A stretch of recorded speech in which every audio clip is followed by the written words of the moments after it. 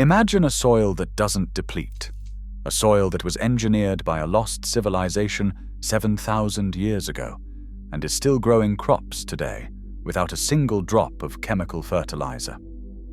Deep in the Amazon rainforest, scattered among miles of thin yellow jungle clay, there are patches of earth so dark they look like someone poured ink into the ground. The indigenous people called it Terra Preta, dark earth. It contains 70 times more carbon than regular soil. It holds 3 times more nitrogen, 3 times more phosphorus. It stays fertile for millennia, and modern field trials prove it can generate over $17,000 in extra revenue per acre. We have known the secret to this soil for decades, but you won't find it on American farms. Why? Because the $27 billion fertilizer industry doesn't make money on a product you only have to buy once. This is the story of biochar, the lost technology that turns soil into a permanent asset, and the system that buried it to keep you paying rent on your own land. Whatever happened to that technology, it didn't disappear by accident. It disappeared because it didn't fit the business model. And rediscovering it didn't happen in a laboratory. It happened in 2008 on a small farm on the Big Island of Hawaii. A young agroecologist named Josiah Hunt was watching his industry commit suicide. Hunt had a degree in agroecology from the University of Hawaii at Hilo, and he was watching the same cycle play out on farms across Hawaii that you will find in every farming state in this country. Farmers were burning perfectly good wood waste, crop residues, and dead trees, sending all that carbon straight into the atmosphere. Then they would turn around and spend hundreds of dollars an acre on imported synthetic fertilizer to put nutrients back into the soil they had just stripped. Burn your carbon, then buy your fertility. That is the cycle, and it repeats every single year.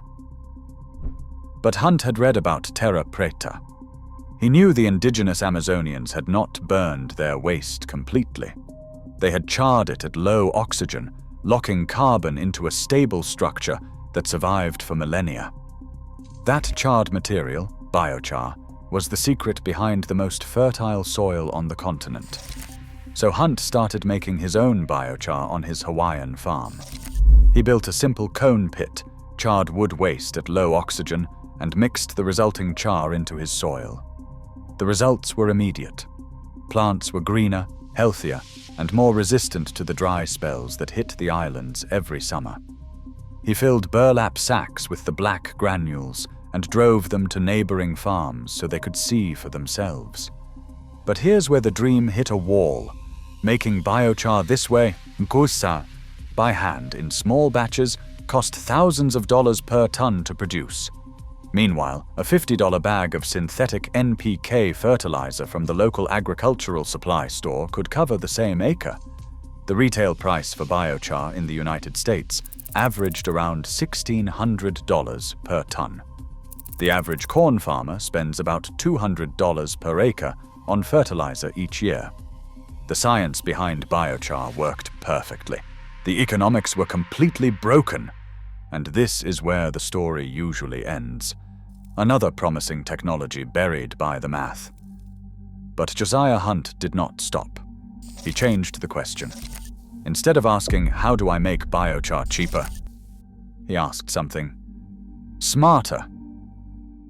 What if someone is already making it and just throwing it away? Across Northern California, massive biomass power plants burn wood to generate electricity. Forestry waste, dead trees from wildfire mitigation, and almond shells are all fed into industrial furnaces every year, and when the burn is done, those plants are left with a charred byproduct they treat as waste. They pay to haul it to landfills. Hunt realized that if he could modify the burn conditions at those plants, that so-called waste was not waste at all. It was high-grade biochar. He partnered with biomass operators and tweaked their processes. And suddenly, Pacific Biochar could produce a soil amendment at a fraction of the cost of his backyard cone pit in Hawaii.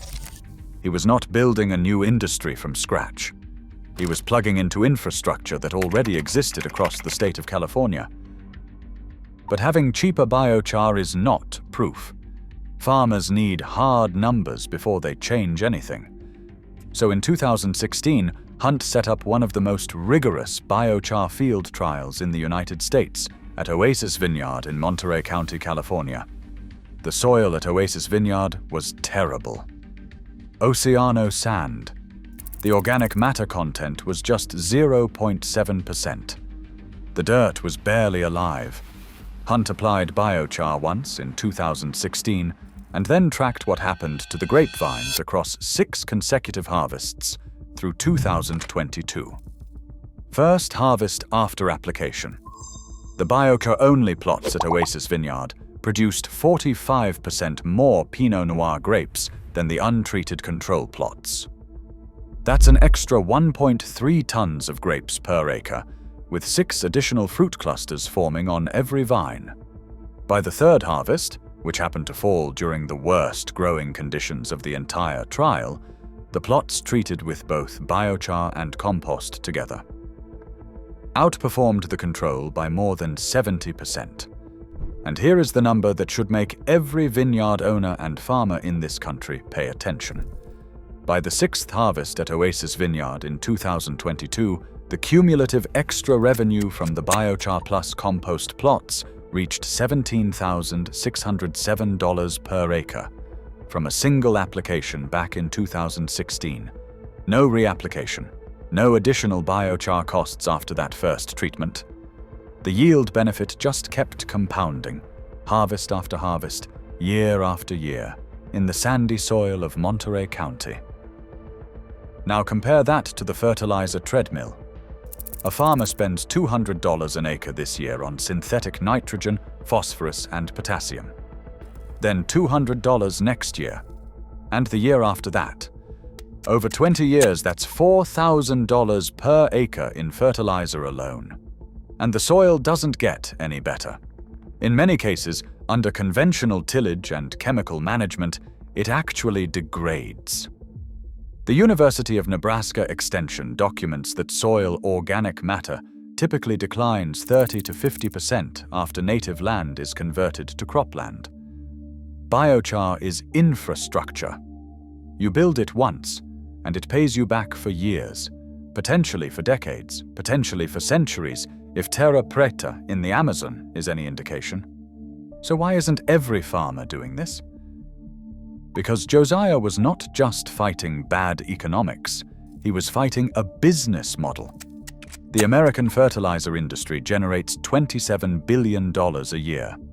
Companies like Nutrien, headquartered in Saskatoon, and Mosaic, based in Tampa, control 90% of the North American phosphate and potash supply. In January 2026, USDA Deputy Secretary Stephen Vaden stood at a podium in Washington and publicly accused those 2 companies of colluding to limit supply and control prices. He used the word duopoly. Their entire empire relies on one thing: depletion. Their product washes out of the soil every season, so farmers have no choice but to buy again next spring. It is a subscription service for the soil. Biochar is not a product. It is a cancellation of that subscription. But the fertilizer industry does not need to actively fight biochar to keep it off the market. They just need to keep the current system running exactly the way it is. The Fertilizer Institute, the industry's main trade association and lobbying group on K Street in Washington, spent $1.16 million lobbying Congress in 2024 alone. Nutrien spent another $810,000. Mosaic added $420,000. Total agribusiness lobbying hit $177 million in 2023, up 22% from just 4 years earlier. That money does not just buy political influence in the halls of Congress. Through the Foundation for Agronomic Research, created by the Fertilizer Institute in 2013, more than $8 million has flowed into land-grant universities such as Purdue, Kansas State, and Iowa State over the past decade. That funding supports research on optimizing synthetic fertilizer use, not on replacing it. Meanwhile, public agricultural research funding from the United States Department of Agriculture has dropped by roughly a third since the early 2000s. Cash-strapped university agriculture departments do not have the luxury of turning down industry money from groups like the Foundation for Agronomic Research. And then there's the regulatory wall. For decades, the USDA's Natural Resources Conservation Service had no conservation practice code for biochar. No code meant farmers couldn't access EQIP funding, the federal cost-share program that helps pay for conservation practices. Synthetic fertilizer was woven into every form and every subsidy. Biochar wasn't illegal, it just didn't exist on any of them. But the wall is starting to crack. In November 2022, the USDA finally released Conservation Practice Standard Code 336, officially titled Soil Carbon Amendment. For the first time in the history of American agriculture, farmers could apply for federal cost-share money to put biochar on their fields.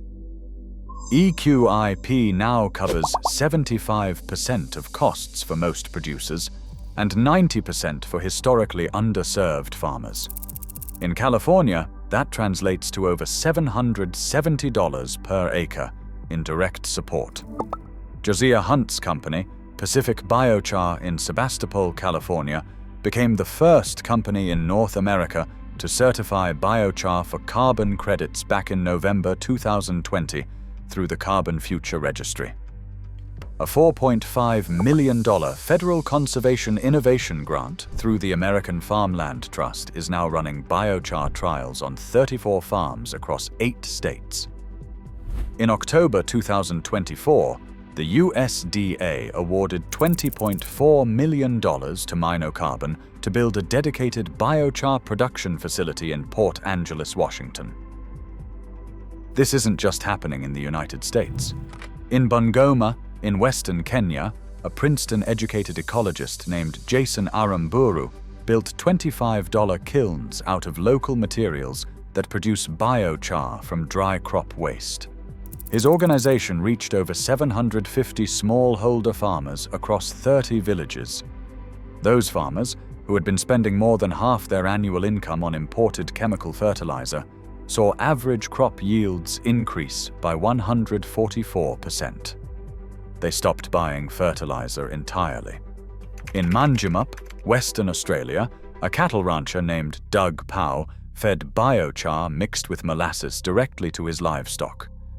Dung beetles buried the biochar-enriched manure into the pasture soil at zero cost. His avocado trees grew to twice the size of untreated controls within 18 months.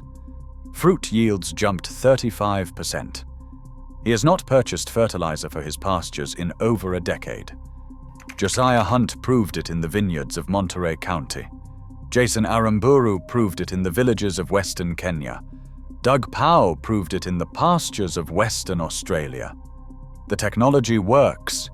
The economics work. The regulatory door is finally open. They spent a century training farmers to be consumers. It's time to remember how to be producers again. Stop renting your fertility. Start owning it. If you're finding this valuable, hit subscribe.